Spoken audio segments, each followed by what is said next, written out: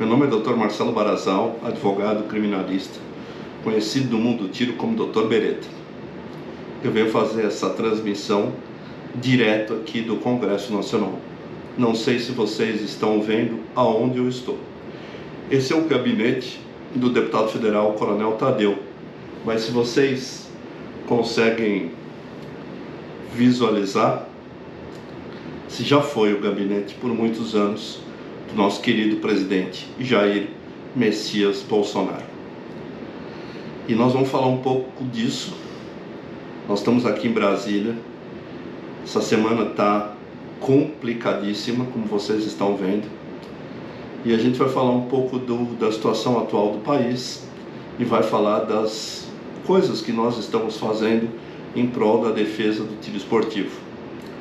Eu não tenho como não vir a esse gabinete e não lembrar do Bolsonaro sentado nessa mesma cadeira que eu estou, batalhando por um país melhor. Nessa mesma cadeira também sentou-se a deputada federal Carla Zambelli, que hoje está exilada fora do país. E nessa mesma cadeira agora senta o Coronel Tadeu, que assumiu um compromisso com os atiradores para a defesa da nossa classe tão perseguida, classe tão massacrada como está sendo nos últimos 3 anos desse governo, que não é mais um governo, desse regime que se instalou no nosso país.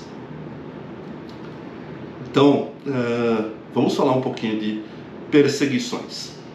Eu tenho recebido, muitas mensagens me perguntando o que eu acho dessa atual situação do presidente Bolsonaro, dele estar usando tornozeleira, eu como criminalista. E eu diria para vocês que, do ponto de vista jurídico, eu diria que é uma das maiores aberrações que já aconteceu. Por quê? O uso de tornozeleira é uma prisão, é uma alternativa à prisão propriamente dita, mas é uma prisão. E quando essas medidas alternativas são aplicadas no Código de Processo Penal?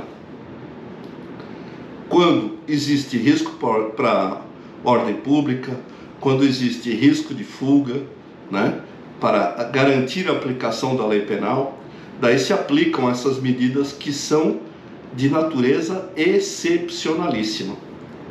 E não é isso que a gente está vendo que está acontecendo. O presidente Bolsonaro, sempre que foi chamado, compareceu à justiça. Tem ocupação lista, tem endereço fixo, compareceu a todos os atos da justiça, depoimentos, acompanhou os depoimentos no inquérito que foi instaurado no Supremo Tribunal Federal, nunca se furtou a estar lá e a responder à justiça. Então, por esses motivos, é que torna-se mais absurdo ainda ele ter sido colocado com tornozeleira eletrônica. Proibido de falar com o próprio filho. Isso é muita crueldade. Proibido de dar entrevista. Lembro que o Lula, quando foi preso, deu entrevista. Um pai não poder falar, ser proibido de falar com o próprio filho. Isso não existe. Não existe. Mas é a atual situação que nós estamos vivendo. A direita se mobilizou, está se pedindo o fim do recesso, a convocação do Congresso para que volte às suas atividades, porque tudo que está acontecendo é inimaginável. Nós estamos aqui na Casa Legislativa, que é a casa que representa o povo. A vontade popular de 513 deputados foi substituída, e que representam quase 100 milhões de votos, foi substituída pela vontade de uma pessoa. Falar que isso é democracia? Não. Está longe de ser uma democracia. Nós deixamos de ser uma democracia há bastante tempo. Então são todas essas perseguições que estão acontecendo e que a gente tem que levantar a voz, não temos que nos calar e temos que resgatar o nosso país. E falando em perseguições, a gente não pode esquecer das perseguições que o nosso segmento está sofrendo. Desde o primeiro dia de 2023, são decretos em cima de decretos, de instruções normativas, de toda a barbárie de coisas que estão sendo feitas para destruir o nosso setor, que é o setor armamentista, para impedir que você, cidadão de bem, tenha acesso a meios eficazes de defesa. E é contra isso que a gente tem que continuar lutando. Nós temos que continuar lutando para garantir o nosso direito natural à legítima defesa. Não é um pedaço de papel que vai dizer se eu posso ou não me defender. Mas nós temos que não abaixar a cabeça, mas os CACs, eu diria, né? Os CACs. Os CACs, eu acho que é a palavra que define o atirador esportivo no nosso país, é resiliência. Nós podemos ficar abalados, nós podemos ficar chateados, mas nós não desistimos e não vamos desistir. Quanto mais imposições esse governo federal colocar para cima de nós, nós vamos superar todas elas, porque nós sabemos, todos nós sabemos, que o que nós defendemos é algo que suplanta todas as dificuldades que possam nos impor. E o que está sendo feito efetivamente para a defesa dos CACs? Através do gabinete do Coronel Tadeu, nós atacamos por duas frentes. A primeira, nós temos hoje uma reunião com o presidente do Tribunal de Contas da União, que nós apresentamos uma representação no TCU para apurar a transferência do controle dos atiradores do Exército para a Polícia Federal.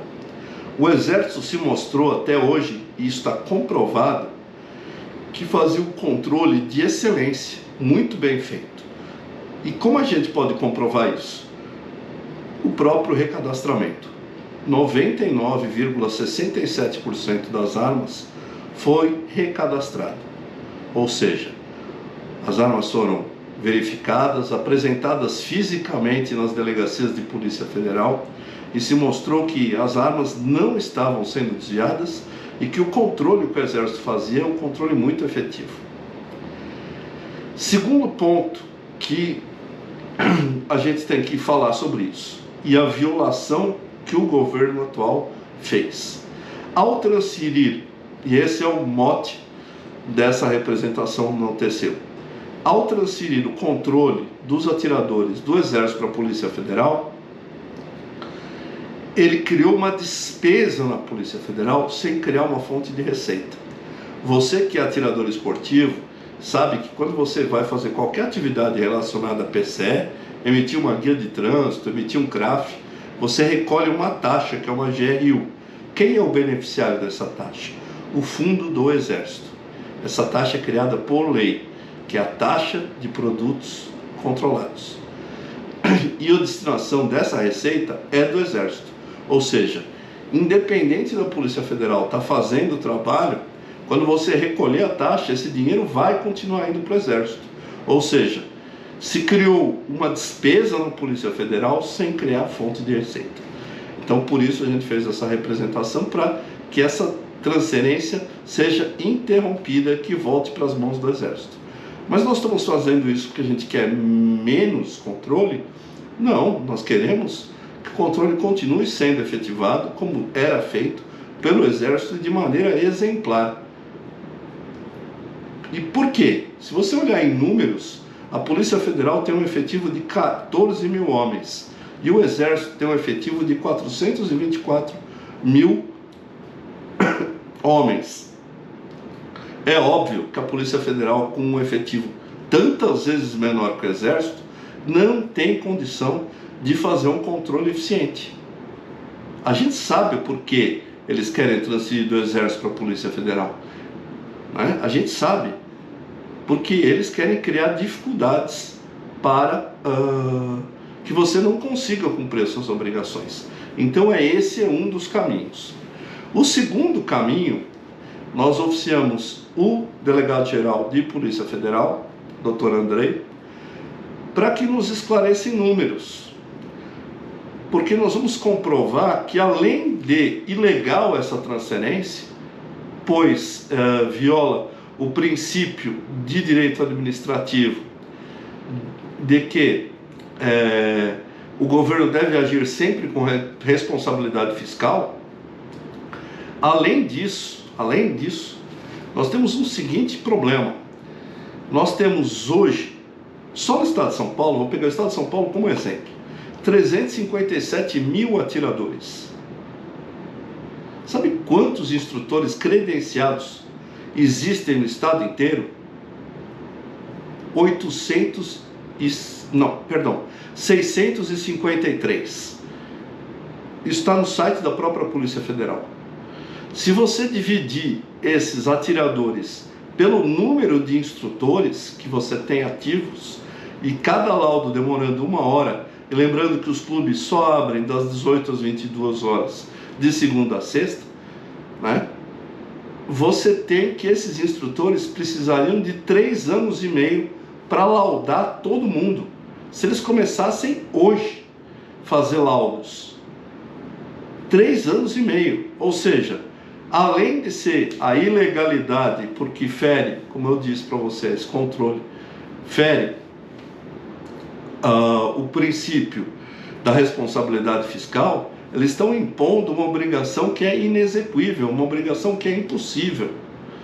E com base nisso, nós estamos fazendo uma gestão também para que sejam mantidas as validades dos documentos originais, para que exista inclusive um escalonamento. Alguns documentos vencem no mês de janeiro, alguns documentos vencem no mês de fevereiro, alguns documentos vencem no mês de março e assim vai. Alguns documentos vencem em 2028, 2029, 2030, 2031, para que essa demanda de renovação de documentos possa ser cumprida. Porque a administração pública se rege por alguns princípios de direito administrativo, né? Legalidade, impessoalidade, moralidade, publicidade e eficiência. E isso fere frontalmente o princípio da eficiência. Eu diria que fere também o princípio da impessoalidade. Por que fere o princípio da eficiência? Porque não é eficiente para o Estado acumular tantas renovações vencendo no mesmo dia, 21 de julho de 2026. Você vai assoberbar a Polícia Federal com uma quantidade gigantesca de renovações. Mais de 1 milhão de processos vão ser protocolados, 1.700.000 processos vão ser protocolados no mesmo dia. Não tem condição da Polícia Federal dar vazão a essa demanda absurda que vai acontecer em 2026. Então, com base nisso, nós também estamos pedindo a manutenção das validades dos documentos já expedidos. Tudo isso é o que a gente começou a fazer num período muito curto de trabalho, que foi a partir do momento que o Coronel Tadeu assumiu a vaga deixada pela deputada Carla Zambelli. Esse trabalho vai ser momentaneamente interrompido, por quê? Porque o Coronel Tadeu é o 3º suplente do partido de deputados federais de São Paulo. Eduardo Bolsonaro não renovou a sua licença como deputado federal. Então, em tese, ele volta à cadeira de deputado federal.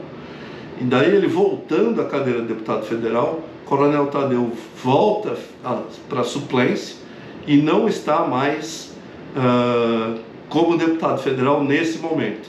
Mas a gente tem certeza que em pouco tempo o Coronel Tadeu vai voltar a essa cadeira e vai continuar abrindo as portas para o Dr. Beretta lutar por você, pela garantia dos seus direitos.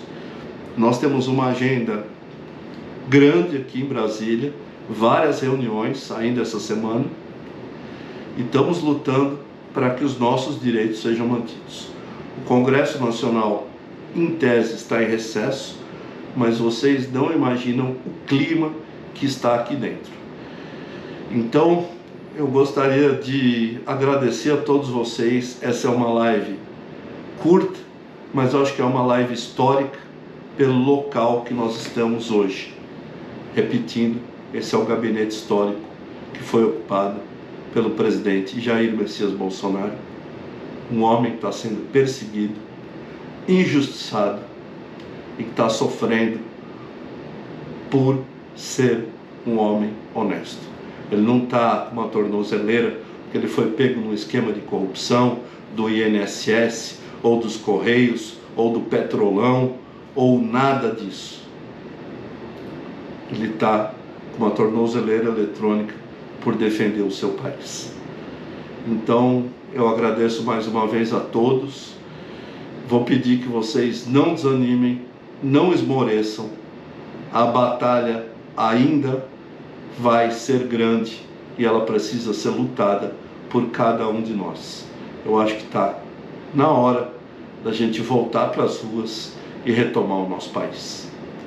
Um abraço a todos. Esse foi o Dr. Beretta, direto aqui do Congresso Nacional, do Gabinete 855, no anexo 3 da Câmara dos Deputados.